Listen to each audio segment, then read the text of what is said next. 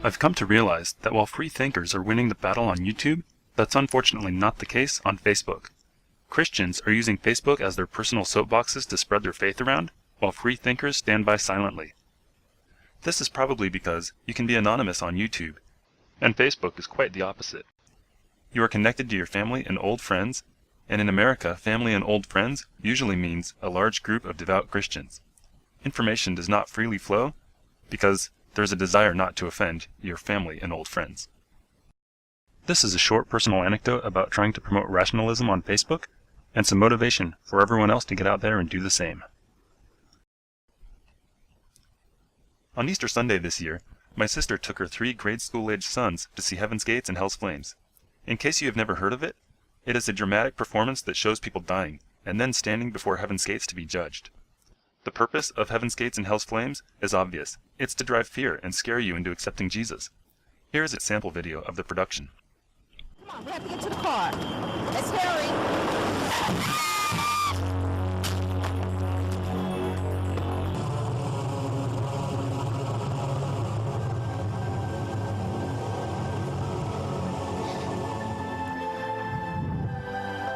Mom, look, this must be heaven. Look at all the beautiful angels.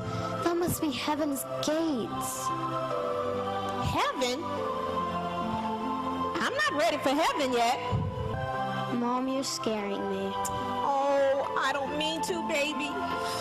Oh. I just had no idea that this Jesus from 2,000 years ago would have such an impact on my life today. I am so sorry.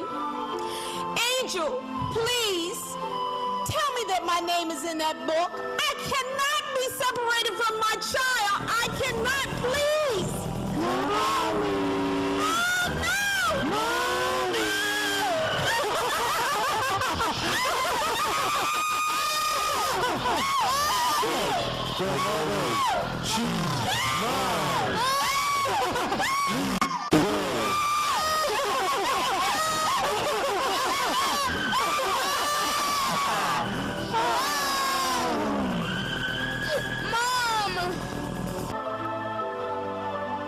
Oh, Angel, is my name in the book of life?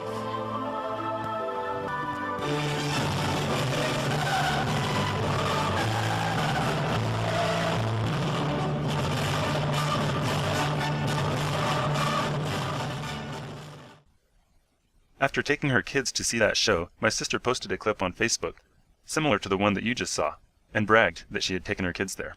She received nothing but positive comments about what a wonderful and powerful show it was. Nobody posted any negative comments about what a terrible scene it was that she posted.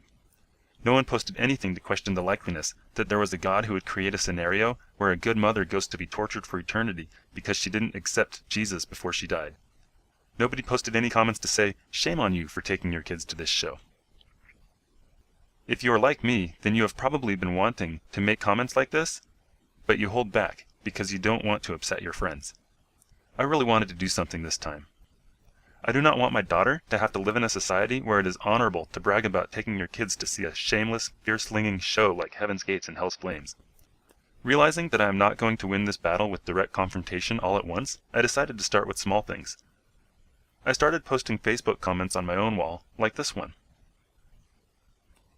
I'm sure this has very little impact on believers, but at least it's something. It let people know where I stood, that I am not cool with the things that Christian bullies do in our government and in our society. Was it incredibly difficult to actually press the submit button? Yes.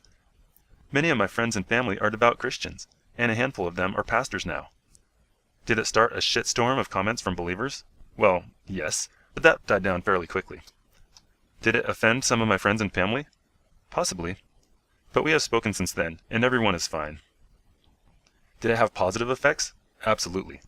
Some of my friends, who I didn't expect, liked the comment, or posted similar comments on their own walls. One of my childhood friends, who I hadn't seen in years, let me know that he too had shed his faith, and he was never sure if he could tell me about it until he saw my comment. He was in town, and we were able to get together for a beer and talk about old times.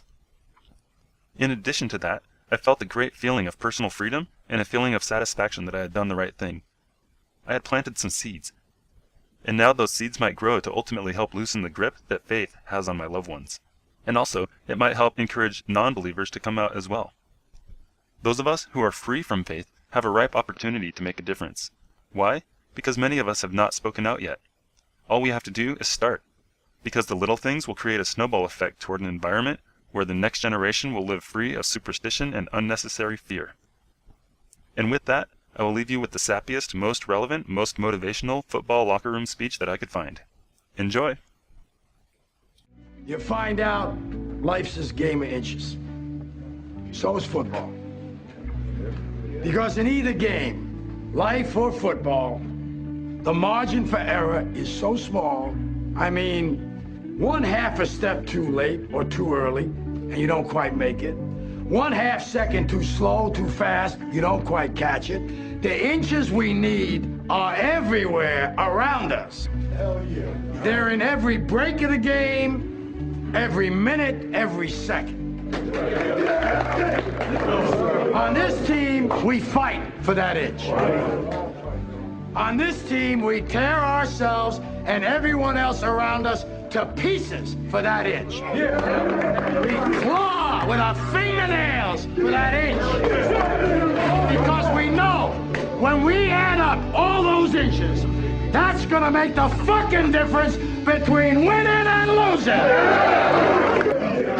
And I know if I'm gonna have any life anymore, it's because I'm still willing to fight and die for that inch. Because that's what living is. Now, what are you gonna do?